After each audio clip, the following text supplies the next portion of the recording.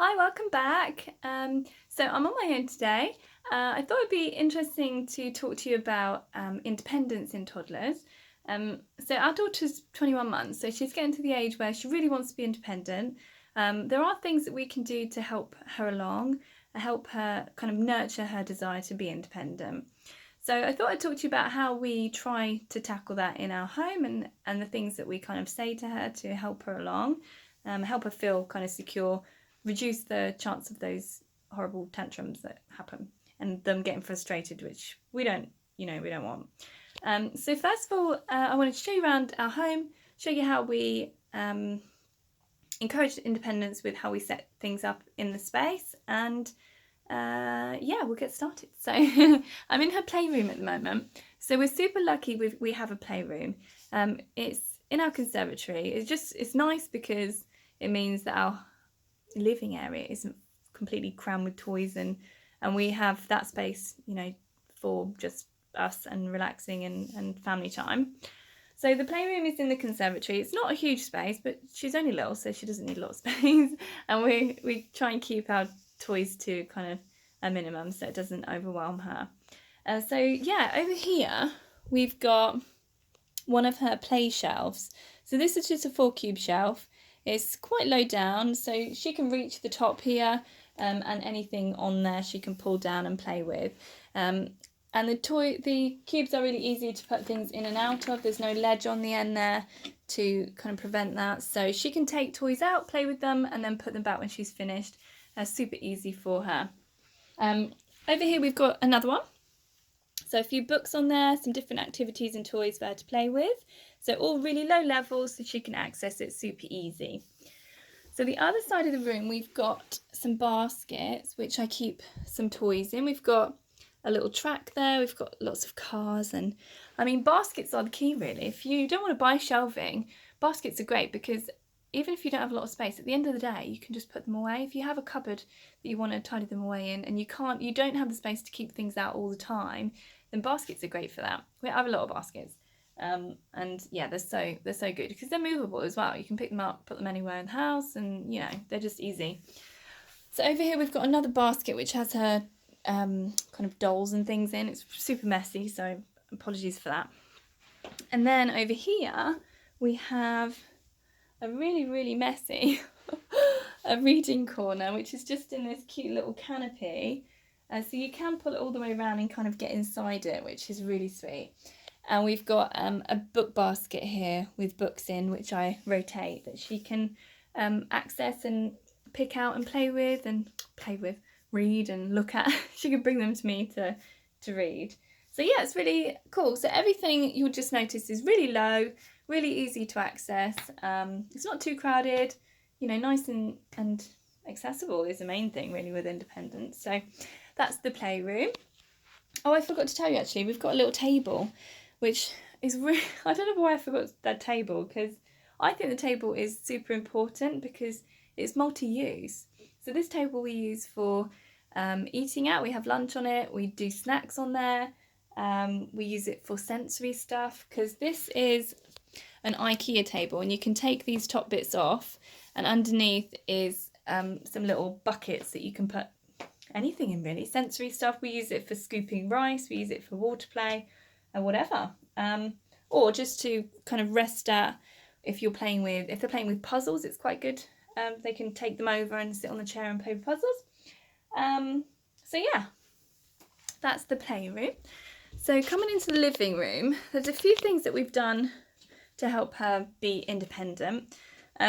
So we have kind of a free flow home where she can come from room to room, and including the garden, she can go out to the garden almost any time. I always have the doors open.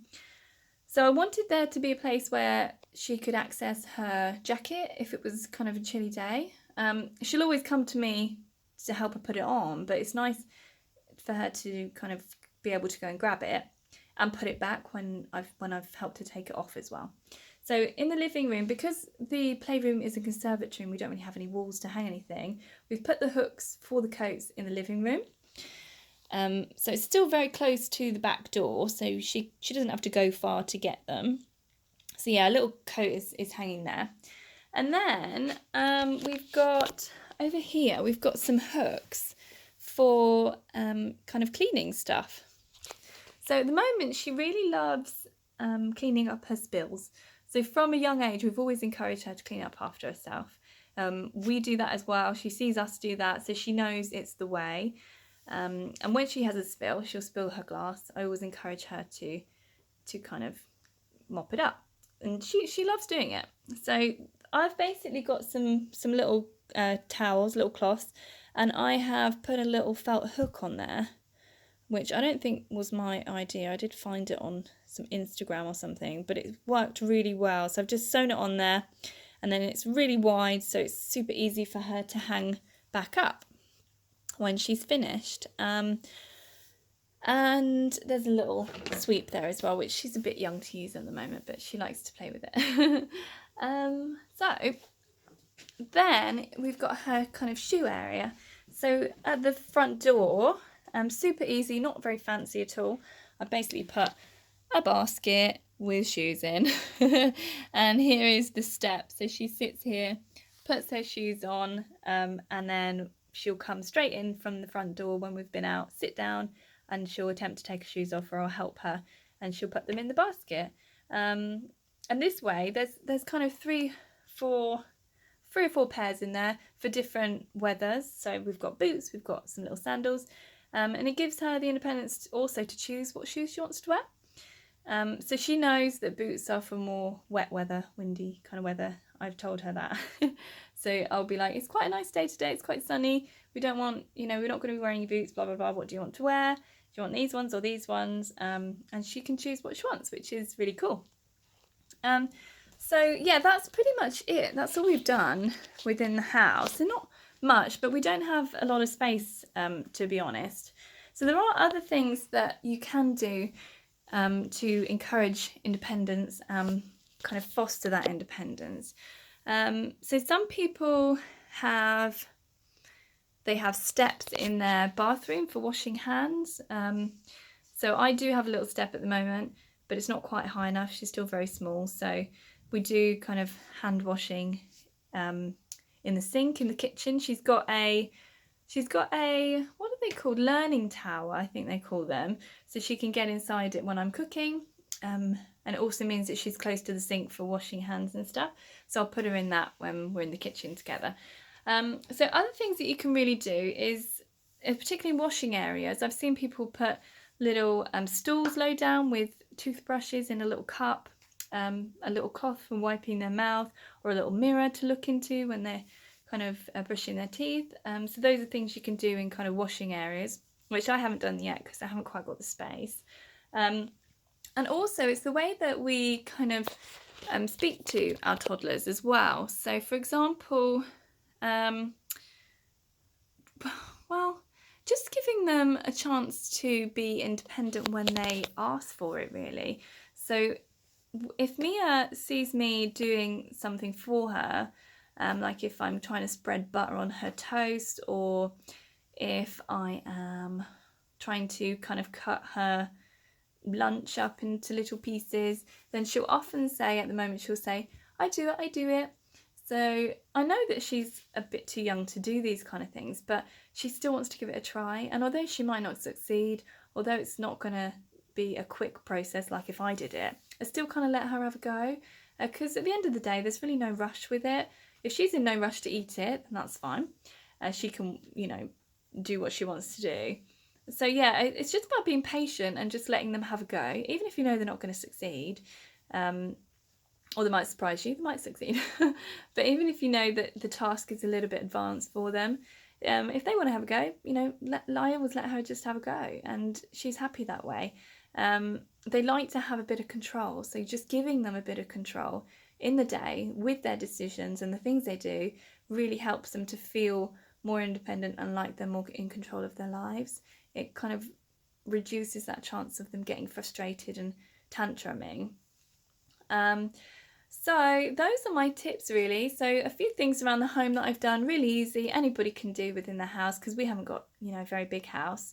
And then just giving them choices. So another example, in the mornings I'll give her limited choices, but still enough choices that she feels like she has made the decision. So I'll ask her if she wants Cheerios for breakfast or if she wants toast, and she'll choose whatever she wants to choose. Sometimes she says no, depends what mood she's woken up in. But then I'll usually have a default option. So I'll say, I'll usually give her the toast if it's something that she always eats. So if she's not in a place to make a decision at that time, if she's saying no or getting annoyed, then I'll just make the decision and she'll usually eat it, and that goes down quite well. So we can do that with lots of decisions throughout the day, with shoes that they're going to wear. Which shoes would you like to wear? Which one, this one or this one? So just keeping it limited but still giving them options. Those are my kind of tips.